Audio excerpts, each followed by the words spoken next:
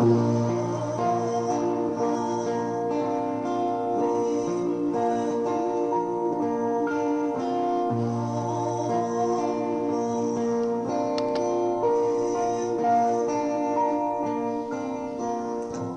vous présente le magazine Nouvelle Conscience, le troisième samedi de chaque mois, de 23h à 1h.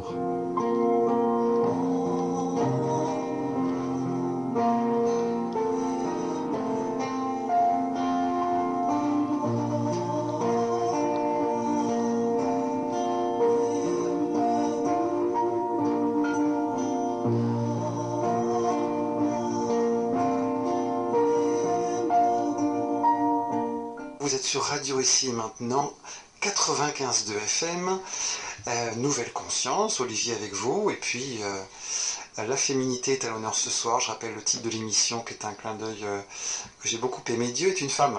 Hein, Malika, merci pour ce joli titre.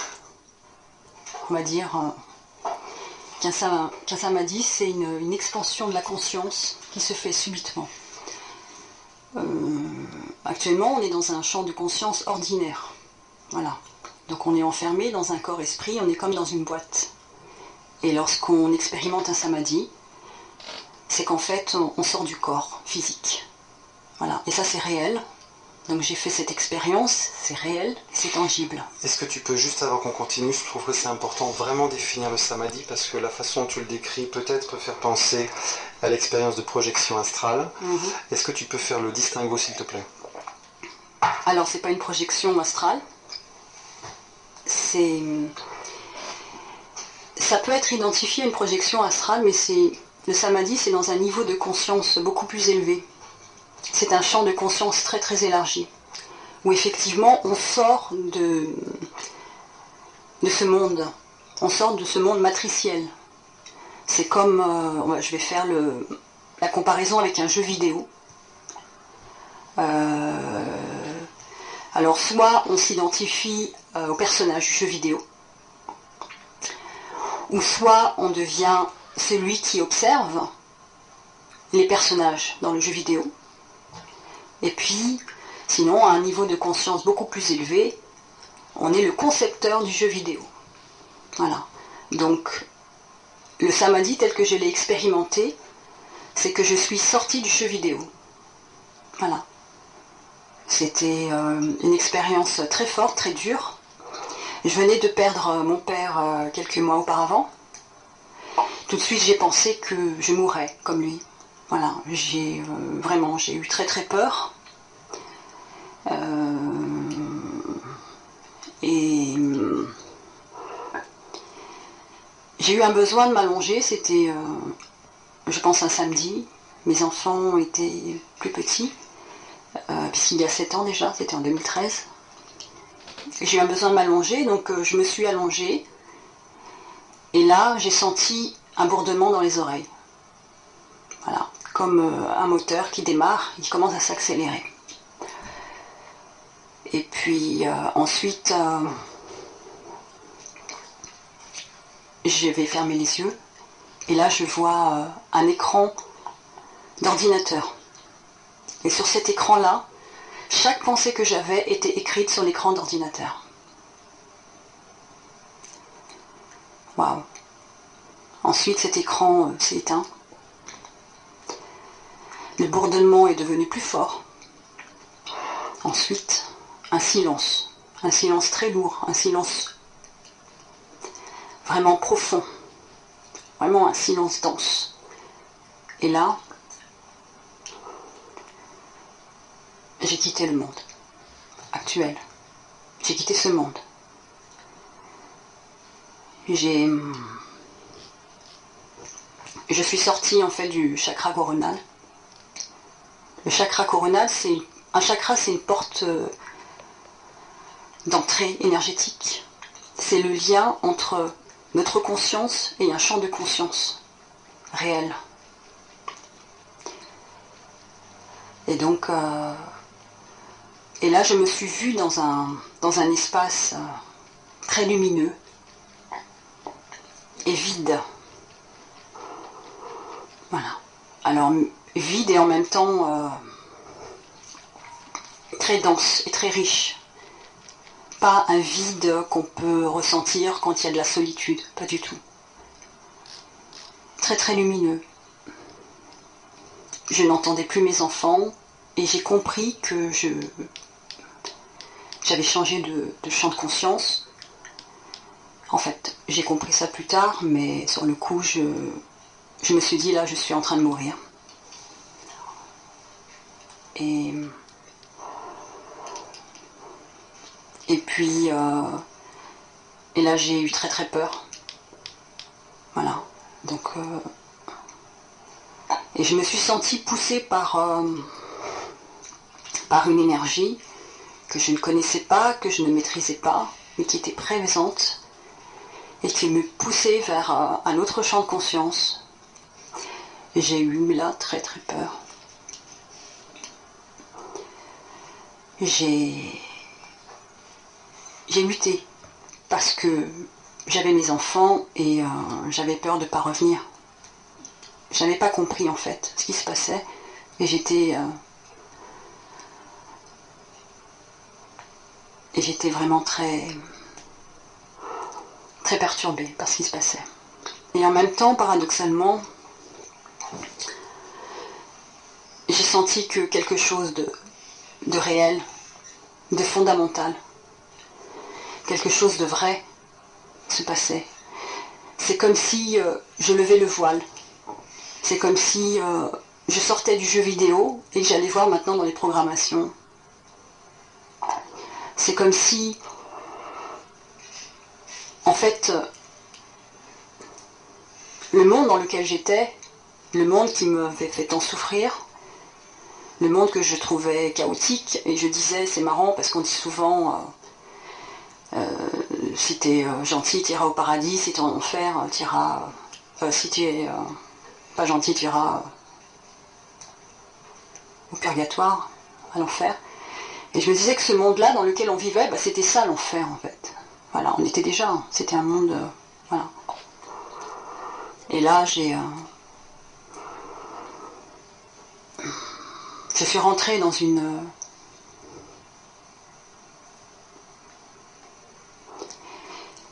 dans la paix. J'ai trouvé la paix. J'ai trouvé la paix et le silence.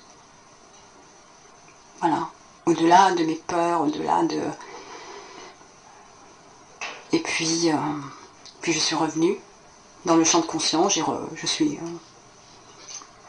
revenue dans le monde physique. Donc j'ai retrouvé mon corps physique. Waouh. Et puis après j'ai commencé mon pèlerinage intérieur.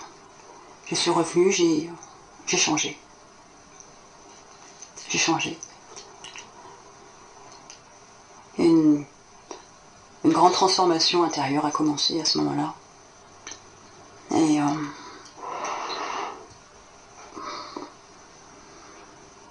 une compréhension, une perception des choses que je n'avais pas du tout avant.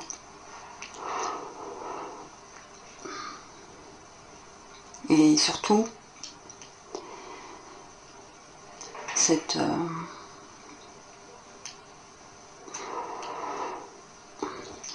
j'ai compris les textes sacrés.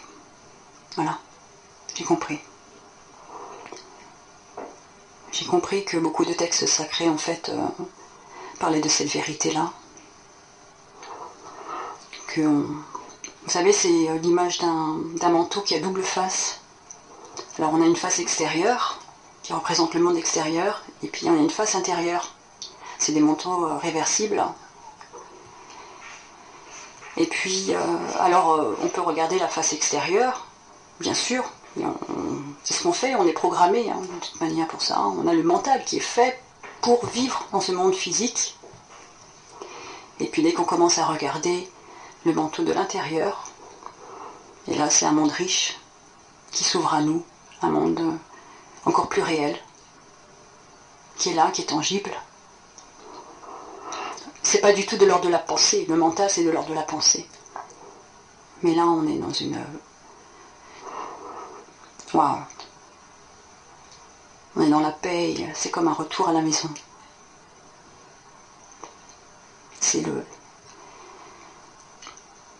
c'est l'Odyssée d'Ulysse, c'est le monde perdu. C'est, vous savez, dans les grands symboles que nous ont légués les anciens, avec des métaphores. Voilà, c'est ça, c'est ce monde perdu. C'est celui-là en fait, qu'il faut retrouver.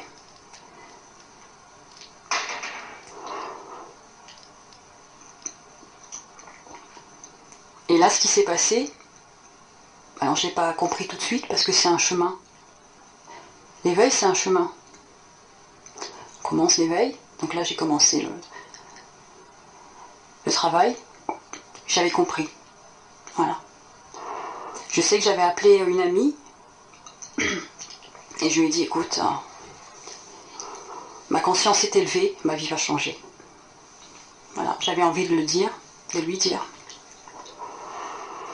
J'avais des mots, j'utilisais des mots, j'avais des connaissances que je ne comprenais pas auparavant, qui étaient vraiment abstraits. Et là, je saisissais en fait les subtilités. Ce que c'est qu'un éveil, ce que c'est que le mental, ce que c'est que... on parle souvent de ce monde-là, c'est un monde d'illusions, fait d'illusions. Je comprenais en fait les subtilités. Je reviendrai là-dessus parce que c'est important. S'il faut vraiment comprendre en fait la signification en fait de ce monde-là qu'on juge illusoire. Voilà, il faut vraiment faire attention de ne pas non plus tomber dans des clichés ou des stéréotypes. Mais il faut savoir en fait réellement la signification du terme qu'on utilise. Ça c'est important. Voilà. Il y a vraiment un besoin de clarté qui doit être développé quand on commence un chemin spirituel. C'est important pour ne pas se perdre. Parce que, vous vous en souvenez, Ulysse s'est perdu plusieurs fois. Donc c'est pas un chemin qui est forcément balisé, très clair.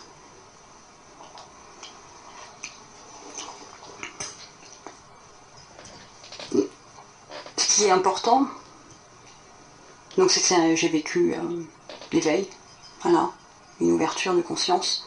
C'était un tsunami pour moi, hein. C'était un choc terrible, voilà. Et j'ai compris que c'était la mort spirituelle qui commençait, c'est-à-dire la mort de l'esprit, du petit moi, de l'esprit inférieur. C'est quoi l'esprit inférieur? C'est quoi le petit moi? Mais c'est tous les conditionnements, c'est toutes les programmations, qui sont liées en fait à l'activité mentale. Les fausses croyances, les schémas inconscients,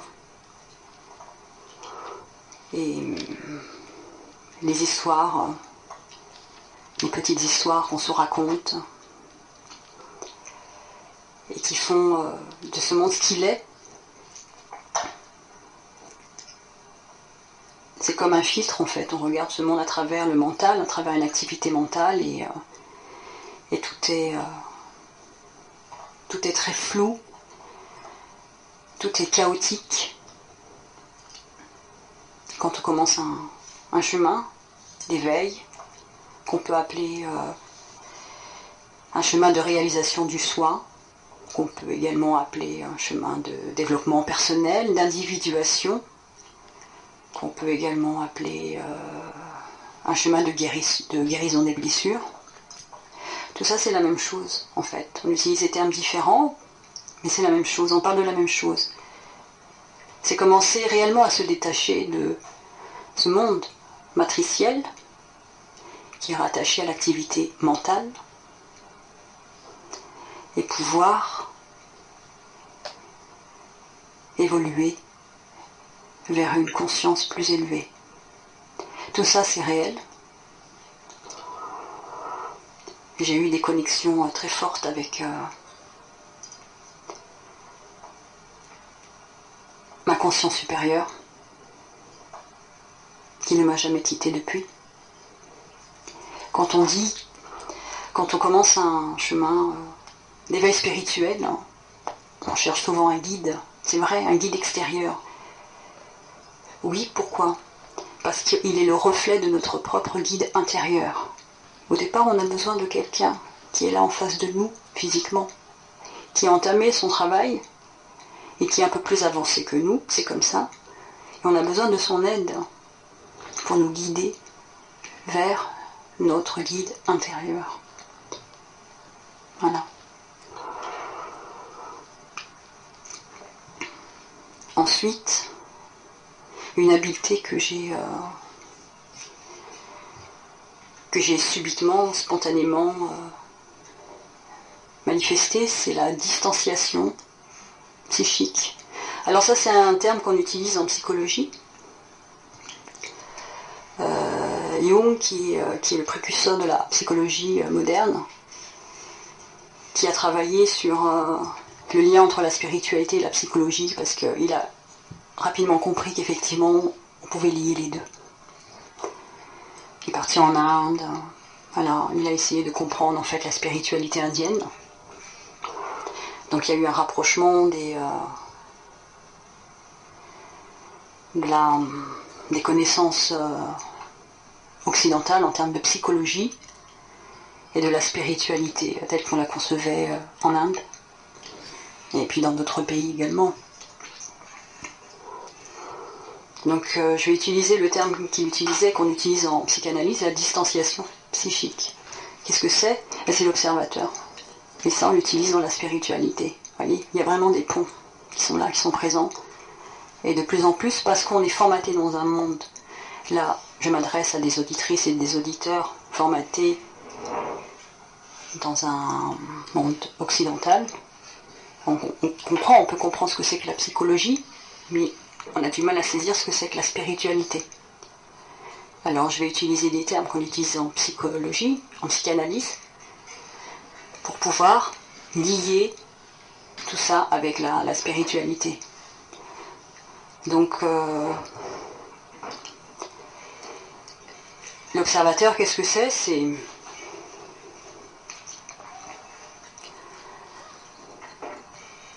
quand on commence à observer ce qu'on fait, quand on commence à observer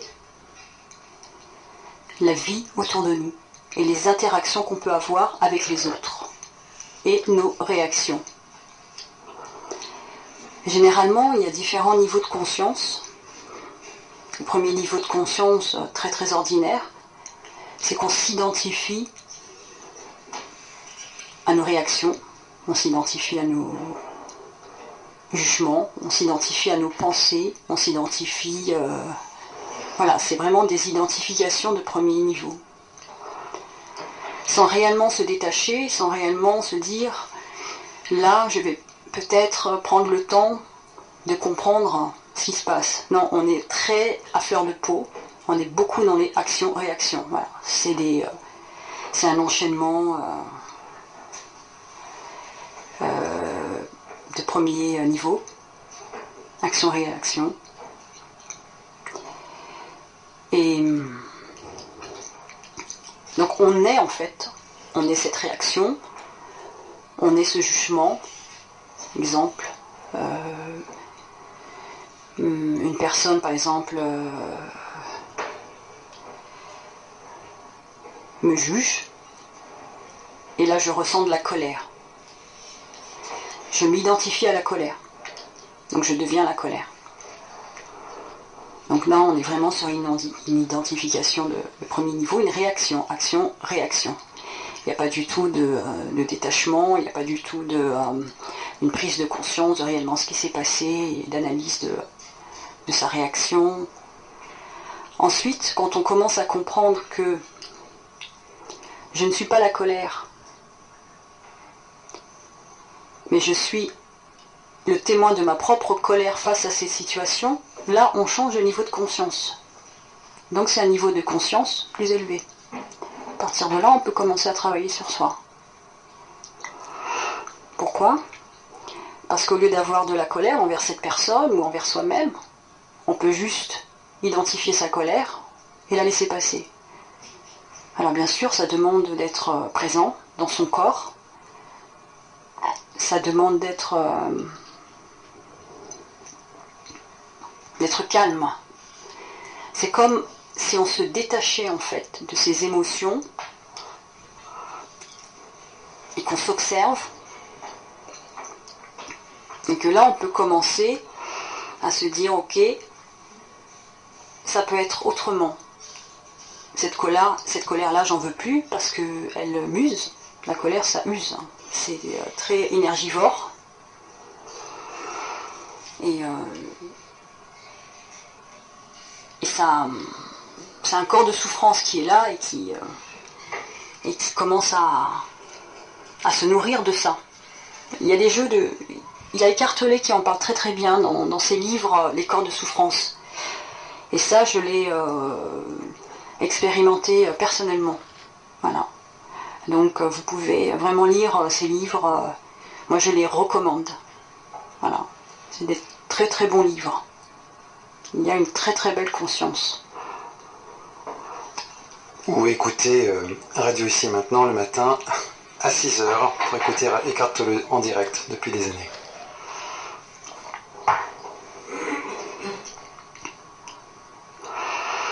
Et puis, donc dans ce rapport de distanciation psychique,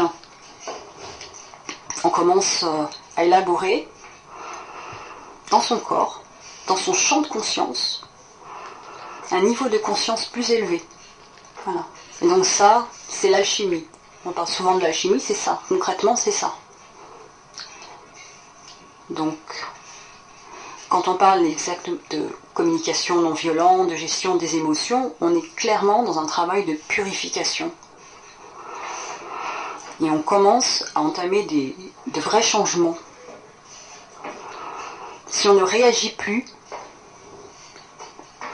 et qu'on veut mettre de la conscience dans sa vie, on élève sa conscience. On libère de la place pour une conscience plus élevée. On est moins pollué par le mental et les tourments du mental. Nombreux poètes, dans des belles littératures, ont parlé justement du tourment du mental. Beaucoup d'artistes, des écrivains ont parlé de ça. Parce que le mental, c'est une activité pathologique. L'être humain est malade. Nous sommes malades. Nous sommes remplis d'émotions très négatives. Nous avons des vibrations très basses. Nous nous identifions à nos émotions qui sont très fortes, telles que la colère, la violence, la haine, la rage, la jalousie, la compétition.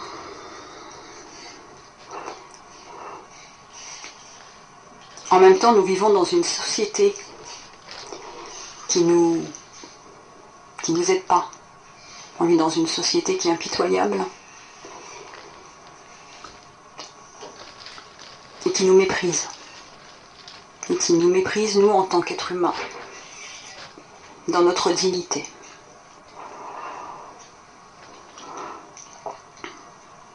Donc il est de notre responsabilité de prendre conscience que l'humanité est malade. Parfois c'est de la folie. Beaucoup de violence.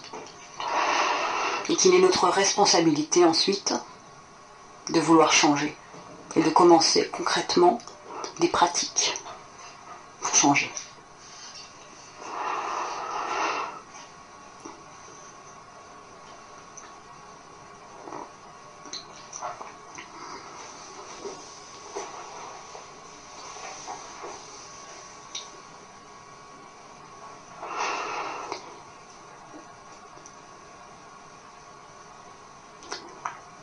Il est important de prendre conscience, maintenant plus que jamais, du travail que doit faire intérieur. On parle souvent de révolution, du monde qui va mal. Il y a de plus en plus de colère. La colère, c'est une vibration qui est très basse. Jamais rien de bon ne sort de la colère. Surtout en ce moment, avec ce qu'on vit. Donc utilisez vos énergies à bon escient. Commencez à pratiquer, ou si vous vous avez déjà commencé, bah, bravo, continuez. Et tous les jours. Car on vit une période charnière où il faut faire des choix maintenant en conscience. Moi je sais très bien que ce que je vous dis, ça vous parle. Même si vous n'avez pas eu des expériences spirituelles très tangibles, pour certains d'entre vous, mais on le sait dans le cœur, c'est vrai. J'anime les ateliers avec les enfants et quand je leur parle des choses du cœur, ils me disent oui c'est vrai Malika, on le sent. Voilà. Donc je pense que il ne faut pas se mentir à soi-même en fait. Parce que généralement c'est à soi-même qu'on se ment et c'est à soi-même qu'on fait du mal, puis pas aux autres. Quand on commence à travailler sur soi, c'est énormément des bénéfices pour soi qu'on en tire. Très rapidement. Parce que c'est très valorisant aussi de pouvoir réellement travailler sur ce qui importe le plus dans ce monde, dans cette vie, c'est élever sa conscience, grandir, évoluer. Et si on le fait aussi pour les autres parce qu'on est tous liés, on est tous rattachés. On le fait au nom de notre humanité. Il n'y a pas du tout de séparation, ça n'existe pas. Et plus vous vous élevez en conscience, plus vous verrez qu'en fait, on n'est pas séparés du tout. On est tous liés. Voilà. On a des champs de conscience, des niveaux de conscience où de plus en plus, on se retrouve. Voilà. C'est comme le cercle. Vous avez le point central du cercle. Alors nous, on est tous à la circonférence du cercle. Puis à un moment donné, on va tous commencer notre chemin. Donc c'est les rayons. On va dire que chaque chemin est un rayon du cercle. Alors combien il y a de rayons dans un cercle? C'est à l'infini. Et donc il y a des chemins pour tout le monde. On a tous notre chemin. Et là on se retrouve à un moment donné au niveau du point central. Et là on fait un avec le tout. Il n'y a plus de séparation, il n'y a plus rien.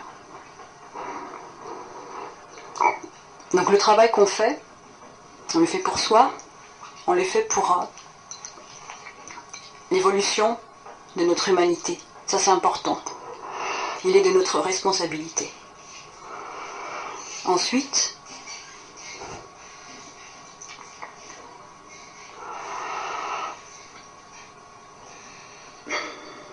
c'est important de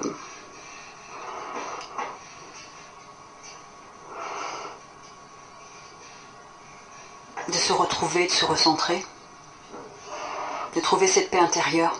Cette paix intérieure, on ne la ressent que lorsqu'on fait ce que notre âme souhaite faire. Tout simplement. Si on est malheureux, si on est triste, frustré, en colère, c'est que on est décentré. Voilà. Là, ce sont des termes qu'on utilise en spiritualité.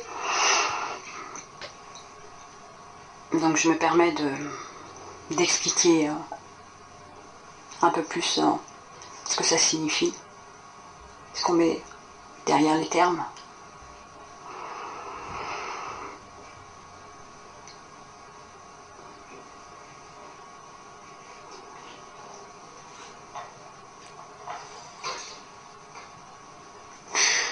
Merci Malika. Merci. C'était un moment très touchant. Merci de t'être livrée avec autant de profondeur. Merci. Et d'avoir mis des mots très justes, très forts sur des réalités profondes.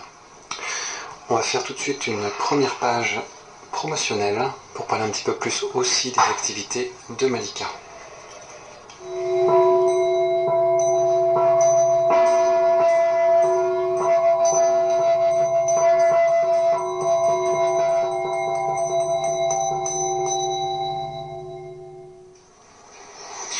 Donc mon invité du jour, Malika Brahiti, B-R-A-H-I-T-I, propose des ateliers de méditation, d'apprentissage de gestion des émotions et de développement personnel dans les établissements scolaires et les établissements d'éducation spécialisée.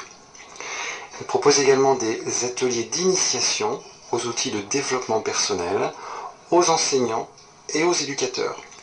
Et elle apporte son aide à la mise en place d'ateliers dans les établissements. Donc ça c'est pour la partie cours de méditation à l'école. Par ailleurs, Malika anime aussi toutes les 6 semaines un cercle de femmes. C'est à Fontainebleau, c'est dans une très jolie, très grande maison. Notez aussi que Malika donne des soins individuels de shiatsu intuitif et qu'elle apporte son soutien et sa guidance sur le chemin de l'éveil. Et c'est à Paris. Et une dernière information importante, Malika mettra en place dès le 1er novembre un groupe WhatsApp qu'elle appelle l'Ashram de Paris. Elle proposera des méditations tous les jours, c'est-à-dire un espace de conscience dédié afin de méditer ensemble de chez soi. Si vous souhaitez vous inscrire, vous pouvez envoyer un message sur WhatsApp au numéro de téléphone que je vais vous donner juste après. Sachez que l'abonnement est de 20 € par mois. Alors pour contacter Malika, vous avez déjà son blog malikabraiti.blogspot.com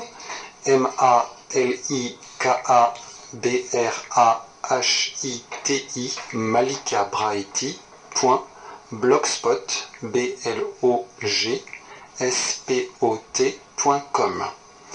Et puis vous pouvez également la contacter directement sur son email braiti.malika@yahoo.fr. Braiti, je rappelle, braiti.malika, malika@yahoo.fr, ou même directement sur son numéro de téléphone 06 03 27 80 86 06 03 27 80 86. Fin de cette première page promotionnelle.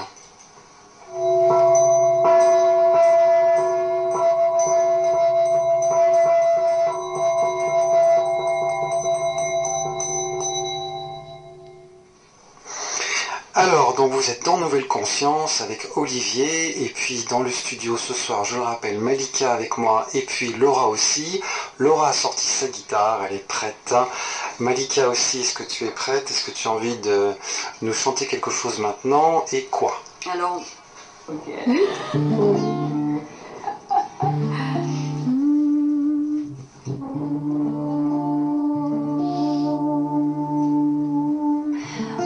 Satchidananda Parabrahma Purushottama Paramatma Shri Bhagavate Samhita Shri Bhagavate Namaha.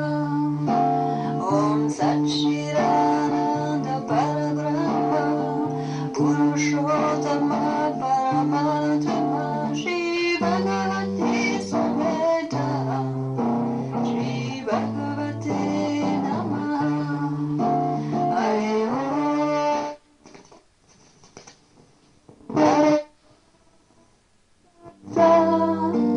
Hare Om Tat Sat. Hare Om Tat Sat. Hare Om Tat Sat. Hare Om Tat Sat. Hare Om Tat Sat. Hare Om Tat Sat. Om Satchidananda Parabrahma Purushottama Paramatma Shri Bhagavate Samhita Shri Bhagavate Namaha. Om Satchidananda Parabrahma Purushottama Paramatma Shri Bhagavate Samhita Shri Bhagavate Namaha.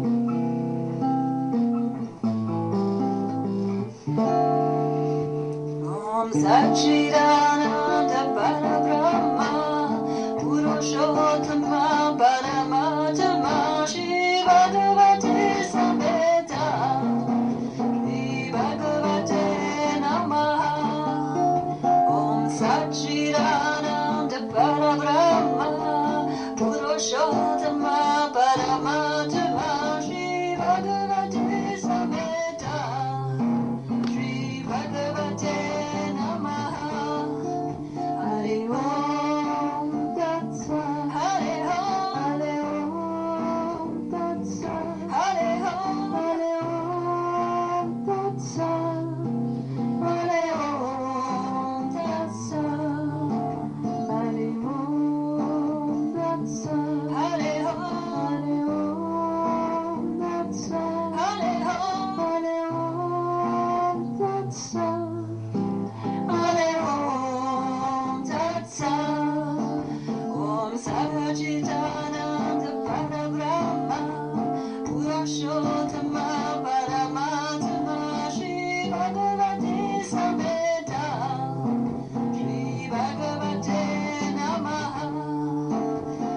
Shri Bhagavate Namaha Om Satchidananda Parabrahma Purushottama Paramatma Shri Bhagavate Samveta Shri Bhagavate Namaha Hare Om Tat Sat Hare Om Tat Sat Hare Om Tat Sat Hare Om Tat Sat Hare Om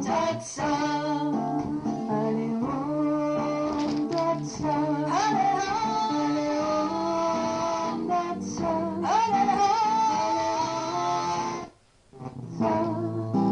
Hare Om Tat Sat Om Satchidananda Parabrahma Purushottama Paramatma Shri Bhagavate Samveta Shri Bhagavate Namaha Om Satchidananda Parabrahma Purushottama Paramatma Shri Bhagavate Samveta Shri Bhagavate Namaha Hare Om Tat Sat Hare Om Tat Sat Hare Om Tat Sat Hare Om Tat Sat Hare Om Tat Sat Hare Om Tat Sat Hare Om Tat Sat Hare Om Tat Sat Hare Om Tat Sat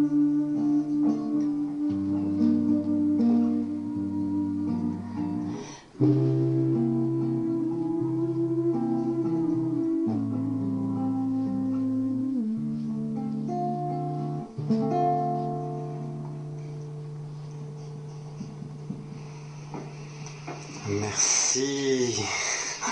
Waouh, je me sens privilégiée, j'ai un petit concert pour moi dans le studio, c'est chouette. Merci les filles, c'était formidable. Waouh. Voilà, donc le Moula Mantra, tu veux en dire un petit mot, Malika, sur ce mantra, et puis après Laura aussi, tu nous diras deux petits mots sur toi quand même. Alors le Moula Mantra, c'est un mantra de célébration. C'est un mantra qui apporte la joie. Voilà. Et une des clés du bonheur, c'est la joie. Voilà, c'est vivre sa joie, être dans la joie. Et c'était le chemin que j'ai pris. C'est suivre ma joie. Mais ça, c'est beaucoup de guérison. Ça nous rappelle une émission qui avait lieu sur l'antenne de Radio Ici Maintenant il y a quelque temps avec un certain Andreas Mamet. Suivez votre joie. Oui. Andreas, on te fait un coucou. Oui. Quand j'ai rencontré Andreas Mamet, parce que tu en parles, hein, j'éprouve beaucoup de gratitude pour Andreas, hein, qui m'a beaucoup apporté sur mon chemin. Il m'a aidé, il m'a guidé, il m'a apporté cette stabilité dont j'avais besoin. Parce que je vous dis, c'est un tsunami qui est passé dans ma vie. Donc c'était très très dur. Et voilà, ce sont des contrats d'âme. Voilà. Il était là, il était prêt, j'étais prête et on a commencé à travailler ensemble. Donc un enrichissement, un partage mutuel. Et je sais que quand je l'ai rencontré, c'était en 2014. C'est la nouvelle année et j'étais à Dublin pour fêter la nouvelle année. Je me suis forcée, j'ai dit, il n'y a pas de raison. On va essayer de se donner de l'espoir. Et puis là, j'ai appelé tous les membres de ma famille et pour leur dire, écoutez, on est dans la joie maintenant, c'est important. Voilà, c'est des mots qui sortaient et j'y croyais vraiment. Je suis rentrée, j'ai commencé à faire ce que j'avais toujours envie de faire. Voilà. Et là, c'est comme ça que je me suis libérée des dictates qu'on nous impose. Voilà. Et que on parle souvent de l'enfant intérieur. L'enfant intérieur, c'est la joie intérieure. Voilà. Et puis quand j'ai rencontré Andreas, je lui ai dit, moi je suis ma joie. Je suis dans la joie, je suis ma joie. Et du coup, ça l'a inspiré pour l'émission Suivez votre joie. Fallait pas le dire. Maintenant tout le monde le sait.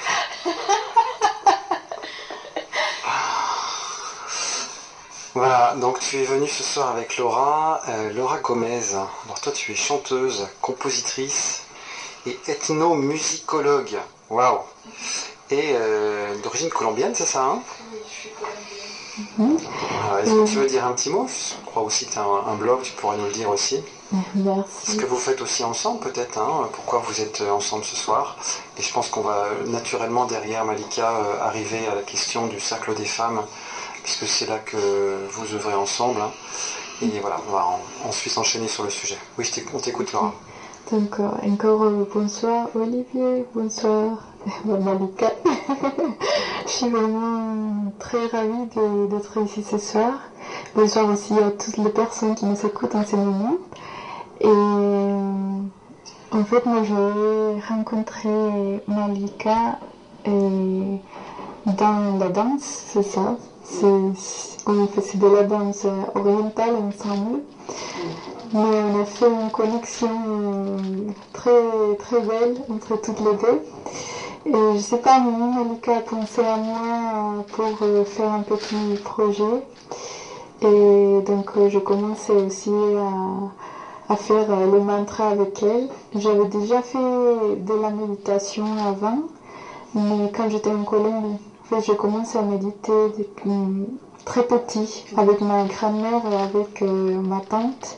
Mais à ce moment-là, je suivais vraiment, je ne savais pas exactement qu'est-ce que tout ça signifiait. Mais en fait, je continue à le faire presque toute ma vie et à ma manière. Et c'était vraiment, j'étais très contente de retrouver Malika, d'avoir cette connexion et cette conscience par rapport à la spiritualité. Et bon, et tout ce que je peux apporter aussi avec ma musique. Et ça me donne aussi de la joie de pouvoir partager ça avec les autres. On transmet de bonnes énergies et on transmet aussi comment dire, de la profondeur dans les émotions. On peut s'exprimer à travers avec tous les arts aussi de ces côtés-là. Et avec Malika, c'est vrai que tu en parlais après dans le cercle des femmes, je ne savais pas vraiment de quoi il s'agissait. Donc c'était vraiment une très belle expérience, différente pour moi. Moi, je suis très ouverte de ces côtés spirituels, parce qu'en Colombie aussi, en général, si c'est côté religieux, il n'y a que le catholicisme qui est prédominant. Mais nous, on s'est vraiment attachés aussi à tout ce qui s'est côté les croyances des communautés indigènes. Donc moi je fais aussi pas mal des petites méditations et des processus spirituels avec eux en relation à tout ce qui ça signifie la nature, la femme comme créatrice de vie, fertilité, l'homme qui fait partie de ses fruits aussi. Donc j'avais fait j'ai différents types de chemins spirituels, mais tout ça m'a nourri. Et là, retrouver Malika avec son expérience, et ça me fait beaucoup apprendre aussi et de comment il y a ce que tu parlais tout à l'heure, tous ces chemins où on se retrouve soi-même, soit chacun a son chemin, et ton chemin c'est admirable aussi. Tu vas pas surpasser, pardon si c'est dit comme ça, tu vas surpasser des difficultés dans ta vie, et tout ça s'est transformé en lumière pour toi. Donc ça, je trouve que c'est quelque chose que c'est très beau, et ça se voit en ce que tu es, en ce que tu transmets, et dans tes paroles, dans ton sourire, et voilà, je suis très contente de cette rencontre. Merci. Avec mon cœur. Oui, et donc vous chantez ensemble, c'est ça, hein, dans les cercles de femmes. Alors moi je suis un homme, donc j'ai pas le droit d'aller voir, donc je ne fais que des suppositions, c'est ça. Mais j'ai entendu dire que vous chantiez ensemble dans les cercles de femmes. Puis Malika, tu vas nous expliquer un petit peu ce que tu fais, comment ça t'est venu, parce que tu nous as expliqué jusque-là que tu avais une vie avant l'expérience de Samadhi, et puis il y a une vie après. Donc voilà, tu vas nous expliquer tout ça. Alors, le cercle des femmes, c'est la célébration. Alors je l'ai intitulé La joie d'être, et c'est également le Mula Mantra. Voilà, c'est une belle transition. Et c'est un mantra de joie intérieure. Alors c'est pas une joie qui est connectée à une source extérieure. Voilà. Le joie de recevoir un cadeau, le joie d'être à la montagne. Voilà. C'est des joies qui sont très bien. Mais cette joie-là, elle est intérieure, elle est sans objet. On est juste dans la joie, tout simplement. Et donc c'est ça le Mula Mantra, c'est la célébration. En fait, c'est la célébration d'être qui on est, tout simplement. Voilà, on dépasse tout, hein, tout ce conditionnement, toutes ces voies du mental, du chaos mental, qui nous dira on n'a pas le droit, on ne mérite pas. Qui es-tu, toi? Pour les autres, oui, mais pas pour toi. Et c'est ça, ça pollue notre joie intérieure. Mais elle est là. Elle a toujours été là, en fait. Voilà. C'est comme la perle cachée. Il faut la trouver. C'est ça le chemin. Trouver notre perle intérieure qui brille. Qui n'a jamais cessé de briller, en fait. Voilà. Donc le cercle de femmes, la joie d'être, ben justement c'est se retrouver entre femmes, dans la bienveillance, le soutien et l'acceptation. Et ça c'est important. Donc on baisse les armes qu'on a dans notre quotidien. Voilà. Et puis là on est dans un lieu qui réchauffe nos cœurs, qui réchauffe nos âmes. La joie c'est la nourriture de l'âme. Voilà. Et puis on partage des repas, on partage nos petites recettes, on partage nos chants, nos danses. Voilà. Tout ça se fait dans une ambiance une ambiance de fête. Voilà, c'est une ambiance festive. On rit aussi, on rit beaucoup. Il y a un lâcher-prise. Alors bien sûr, il y a un cadre qui est donné, mais tout ça, ça fait partie du travail intérieur, c'est un travail sur soi, voilà. Et on arrive et puis, voilà, et là on se ressource, et on sent dans le regard de l'autre de la bienveillance, un soutien actif, ça c'est important. On n'est plus dans le jugement, on n'est plus dans la compétition, voilà. On sort des dictates érigés par les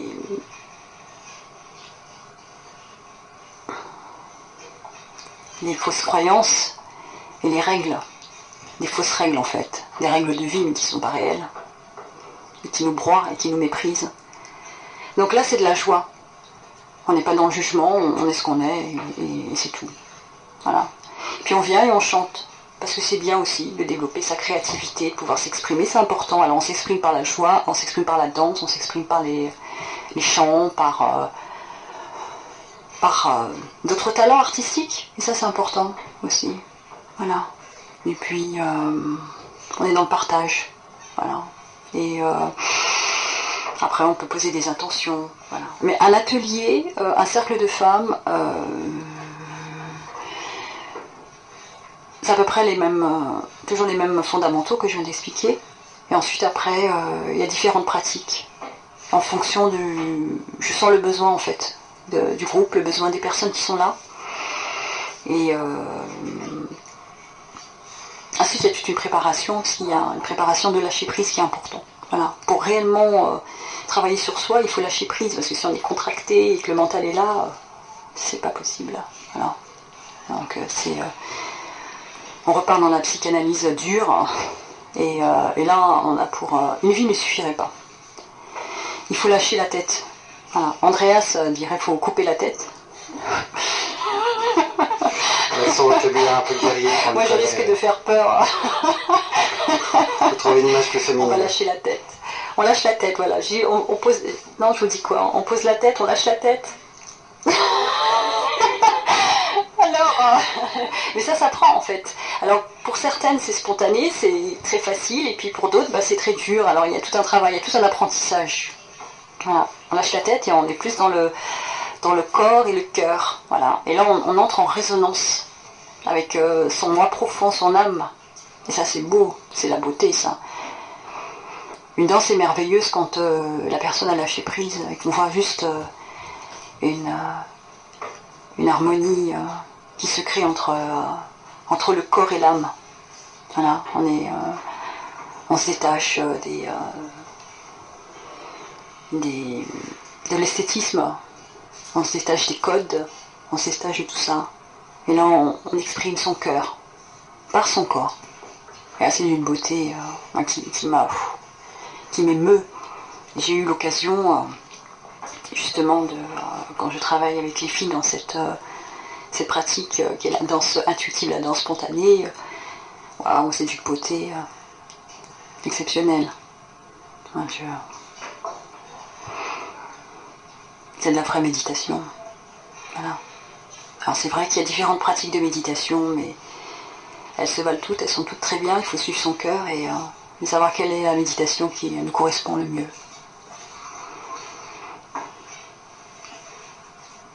Donc le cercle de femmes, c'est aussi l'apprentissage des différentes pratiques de méditation. J'initie aussi les femmes à Vipassana, la méditation de la pleine conscience. Pour moi, c'est une méditation clé. Pourquoi ? Parce qu'elle nous permet de développer justement l'observateur, dont je parlais tout à l'heure. L'observation, c'est la clé de la libération. Voilà. Alors pour certains, ça peut être facile, pour d'autres, c'est difficile. Et donc la méditation de la pleine conscience permet justement de développer cette habileté, de s'observer. Donc, et c'est ce que j'enseigne également aux enfants dans les ateliers. Donc c'est la méditation de la pleine conscience, la méditation Vipassana. C'est celle qui a permis à Bouddha de s'éveiller, de s'élever au rang d'un être spirituel élevé.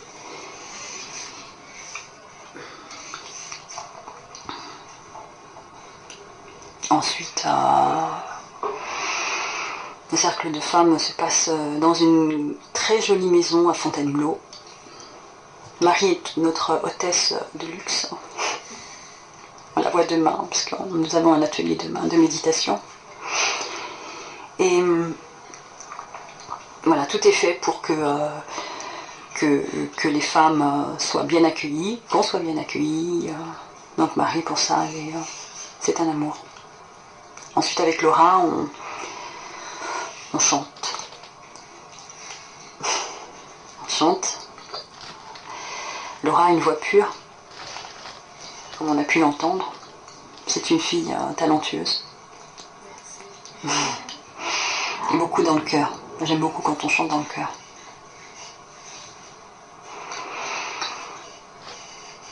Donc vous êtes... alors là, je m'adresse aux auditrices. Vous êtes les bienvenus pour le Cercle de Femmes. Il y a des dates qui sont proposées sur un blog très nouvellement créé. Parce que j'ai senti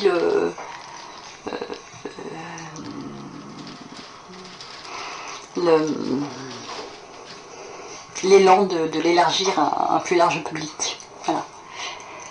Jusqu'alors, je le proposais aux filles avec qui je méditais ou que je fréquentais dans mes différentes activités artistiques. Et puis là, j'ai senti que c'était le temps de le proposer à un public plus large, hein, c'est-à-dire à des femmes qui ne méditent pas forcément, parce que c'est important. Peut-être que maintenant, je suis prête pour accueillir justement des femmes qui ne méditent pas et pour les initier à la méditation et à se recentrer. Ça, c'est important, de reprendre en main sa vie. Voilà, c'est des clés. La méditation, c'est des clés pour reprendre sa vie en main. Et voilà. Et puis quand je parlais de ces échanges, de ces activités artistiques, culinaires aussi. Après, tout dépend de ce que des personnes qu'on a. C'est un vivre ensemble en conscience. Ça, c'est important aussi également. Donc je les guide pour qu'elles aient plus conscience d'elles-mêmes, qu'elles aient plus conscience de leur réaction en fait au sein du groupe, ce qu'elles échangent, pourquoi elles échangent.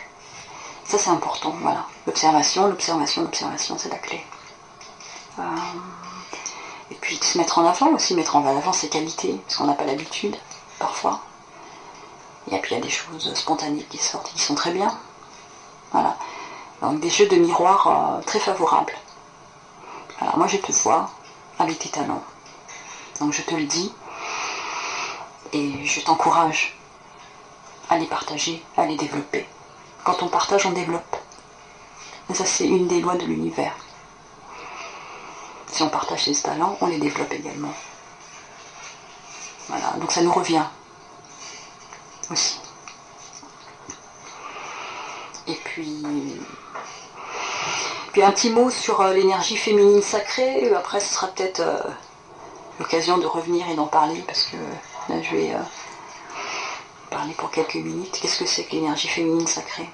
Alors, on porte en nous les deux énergies, l'énergie féminine et l'énergie masculine.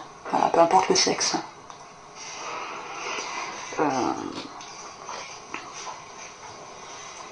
C'est important de prendre conscience de ces deux énergies-là et de les harmoniser. On parle souvent le yin, le yang. Alors le yang, c'est l'énergie masculine qui est plus tournée vers le monde extérieur, c'est l'action. Et le yin, c'est l'énergie féminine qui est la connexion à la source, l'inspiration, source d'inspiration. Voilà. L'énergie féminine, c'est notre muse. Et on a besoin de l'énergie masculine pour pouvoir justement manifester cette énergie féminine, sinon on reste bloqué. Et on a besoin de cette énergie féminine justement pour manifester ce qui est sage et conscient. Et pas faire juste n'importe quoi.